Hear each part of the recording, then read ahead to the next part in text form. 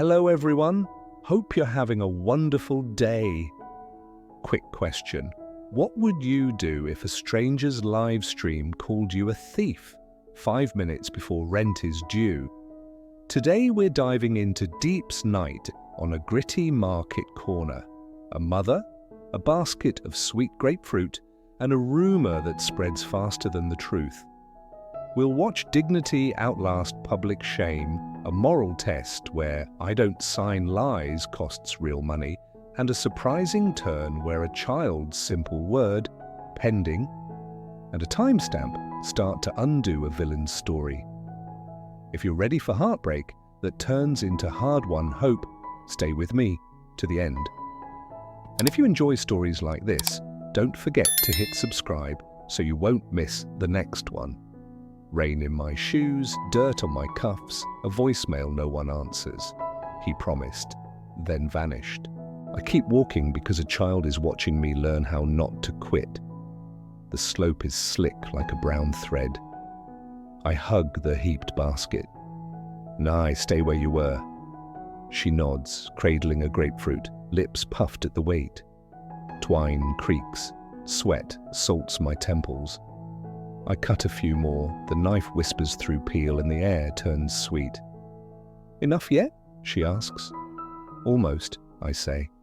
I test the lift, too heavy, so I hand one fruit to her. "Hold this for me." She clutches it with both hands, proud to help. Step by step I find ground, grass folds, leaves brush my sleeves.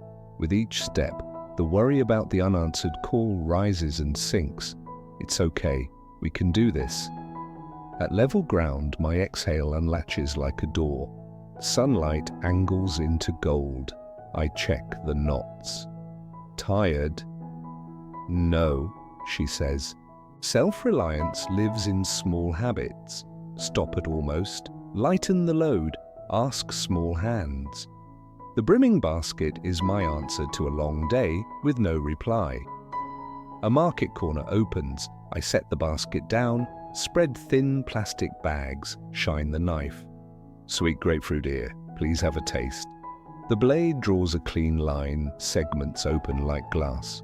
"How much?" 15,000 of fruit. Someone buys 2. Coins clink into my palm. 30,000. I thank them twice. My hands wrap quickly. My daughter passes bags, eyes tracking each shining segment. "Would you like to try?" becomes our refrain. Each thank you is a stitch over the gap of voicemail left. Customers drift, others step in. Small bills warm the purse. I calculate, then look up. "Tired?" She shakes her head. An old woman pays and wishes us good sales. The blessing dissolves like sugar. A woman with a ring light in her eyes swings in, phone high, red light blinking. "We found someone selling fruit from a garden my boyfriend just purchased," she sings. Faces turn. "We grew these," I say, careful. "We're buying fence posts." I offer a wedge. She doesn't take it. The phone stares. A couple peels away. Shame wants the camera. I want the work. Sales stall. Then a man with paint on his knuckles eats a slice, nods. "Sweet." He buys 4, presses extra bills into my palm. "For the girl." The knot loosens. Dusk leans in. A text pops on my cracked screen. Final notice. "Due tonight by 9 hour. Rent wants numbers. I've got prayers and a sleeping girl." I count the purse. It's short. A mother with a stroller buys 5. Another couple buys 3. A mechanic tapes the stroller wheel with electric tape from his pocket. "On the house," he says. We keep rolling. The purse swells, but not enough. The rival seller glides close. "I'll take the rest at a discount if you do me a favor." A form slides across the crate. "Sign this. Say your fruit came from my stand last week. I get a permit extension, you get cash." The phone pings, 7:54 p.m. I picture the landlord's nephew tapping his watch. "Sign it," she says. I look at Nye. "I don't sign lies," I say, and push the paper back. Her smile freezes. 3 customers turn away. Streetlights blink on. The purse feels lighter. My spine stands straighter. Night comes early. The nephew appears. 9 o'clock, he says, tapping his watch. The cruiser idles 2 blocks over. The live stream woman glides by. Still selling stolen fruit? She tosses. Faces turn. My hands tremble on the knife. A segment slips. The blade kisses my thumb. Blood beads. I wrap it with a napkin and keep slicing. The clock in my head stalls at 8:41. I count again. Still short. There's an emergency jar at home. After 9, the office locks. A last customer buys one. 15,000, I say. Exact change. Gone. The market thins. I wipe the knife, tie bags around the few remaining fruit, hide the purse inside my coat, and take my daughter's hand. I am 28, I tell the street and the part of me that waits for permission. Tonight is my line. A thrift store bell rings as we step inside. The fluorescent hum flickers. I smooth a thick coat, weighing it. Winter's coming. Shall we get this for Mrs. Huyen? She likes red, Nye says. We choose the red. The price appears. I nod and pay. At the children's counter, a warm set for Nye, 180,000. Nothing for me, I tell the clerk. We need to save. The receipt is thin and bright as a folded promise. I pinch the red crease. Prop planted, I tell myself. Outside, evening air touches my neck. Words rise and settle. Dad, I'm 28. Please let me choose my life. Do what you will to me. Touch my company if you must, but do not touch the people I love. The sidewalk widens. I grip the bag until the paper sighs. Diep. The name lifts like water from a deep well. I turn. James stands there, breath quick, eyes wet. I thought I'd never see you again, he says. It was so hard to find you. I'm sorry for the suffering. I'm here now. I won't let you suffer again. Silence steps between us. Months of voicemails dissolve in a single breath. In my hands, the red coat meant for his mother.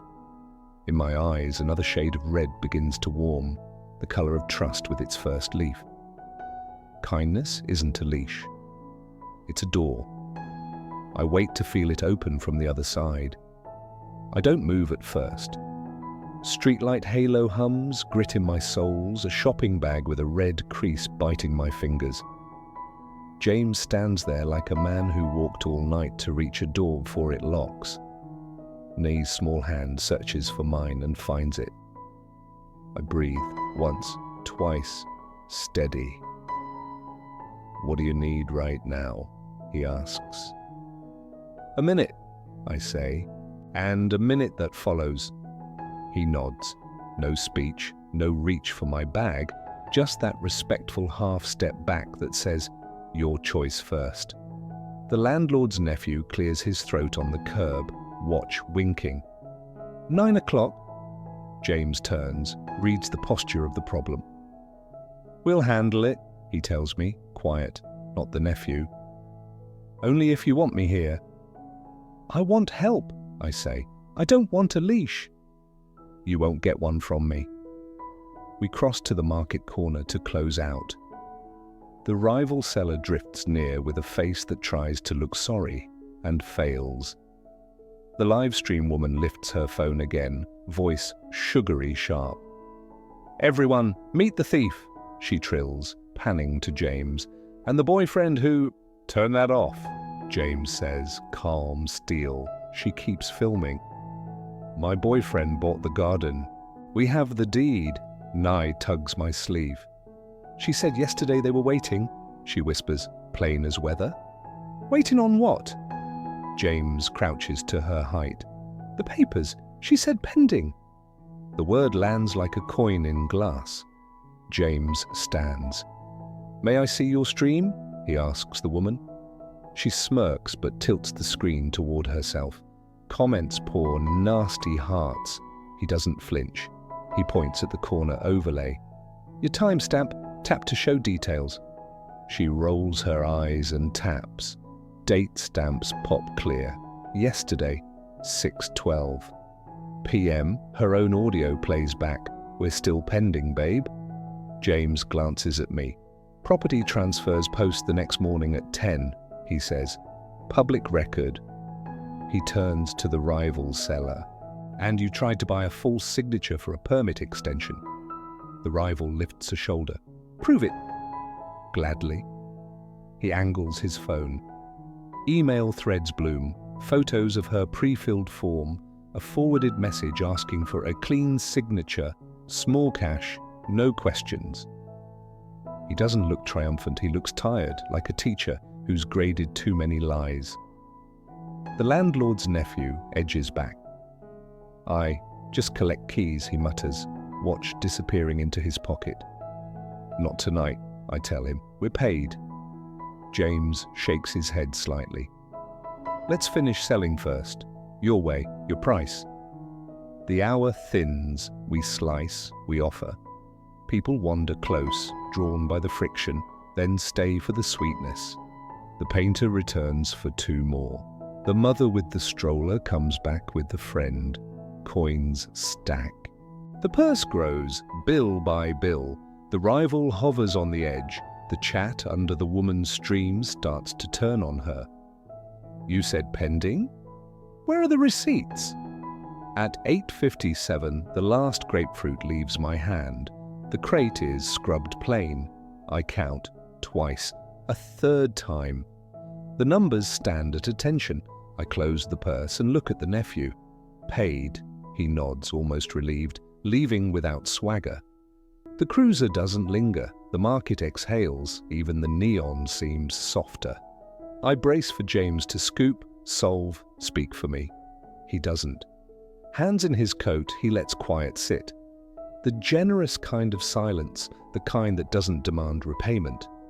Come with me, he says finally, soft. Not far. If I say yes, I choose my own feet. If I say no, I choose fear. We have to make one stop, I answer. We walk to the house with the blue mailbox. I knock. Mrs. Hoyen opens, scarf tied neat. Girls, she smiles, then notices the bag. I hold out the red coat. For winter, I say, because you held nigh when I was late to the night shift. Her eyes shine. Child, you... Please, I say. I already chose. She takes it, fingers reverent on the sleeve. The coat looks like a quiet flag for the life I want. Give first, even when the math is thin. We head to the community clinic. James moves at the nurse's desk like he knows the map. Is Marisol on? A woman in scrubs turns. Her tag says Marisol. Grapefruit, she says, smiling at me. You brought slices when the storm knocked power, remember? I owed you a light, I say. She looks at James. You're back. Looking for truth, he answers, and lays out the rumor, the permits, the deed that wasn't yet real.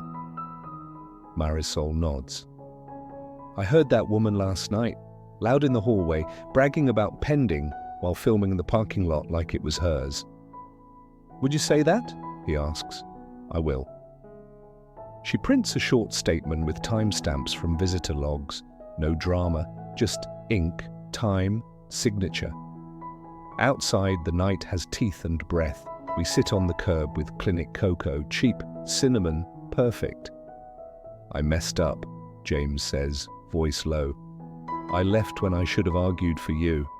I thought silence would make your life safer. It made it lonelier. I sip.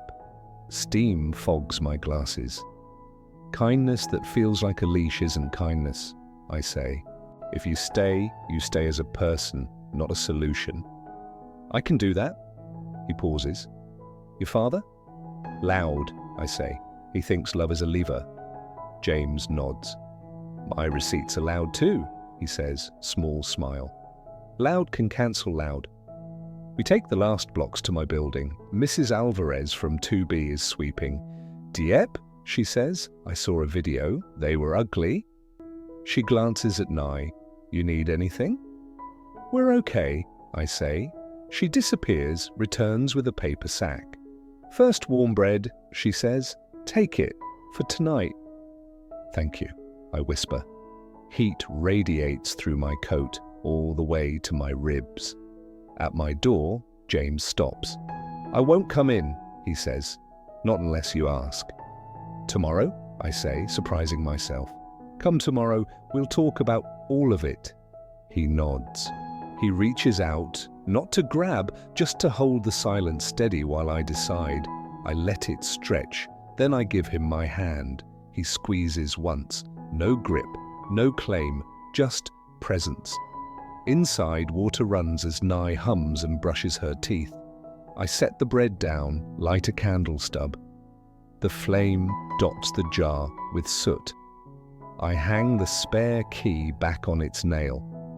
The room smells like citrus, cinnamon, and something I've missed for months. Peace. I count the purse again because motherhood is witnesses and redundancies. The numbers still hold.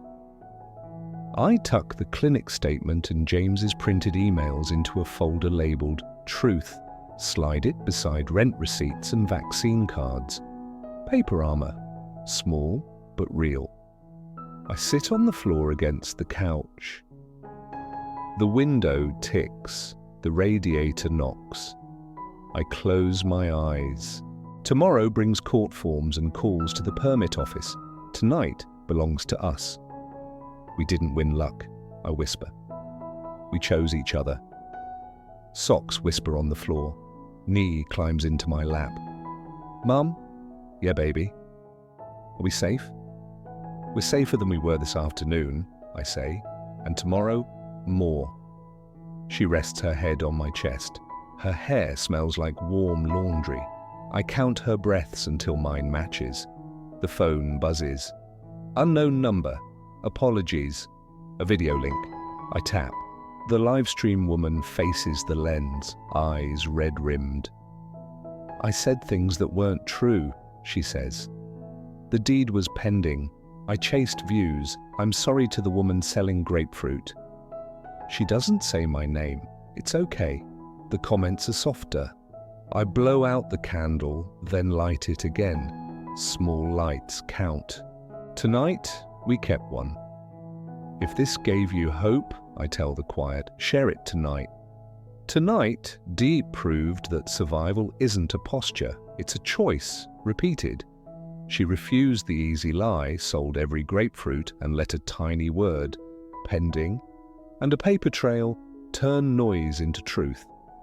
The red coat found a home, the rent found its numbers, and a small candle outshone a very loud rumor. That's the heartbeat here. Kindness is a door, not a debt. Truth doesn't shout, it endures. If this story reminded you that small lights count, electric tape on a stroller, a nurse's signature, warm bread on a cold step, carry one into your own night. Tap like if Diep's strength lifted you. Subscribe for more real stories where tears turn into warmth. And tell me in the comments, which moment hit hardest? The timestamp twist, the "I don't sign lies," or the quiet hand that asked nothing back? I'm listening with gratitude.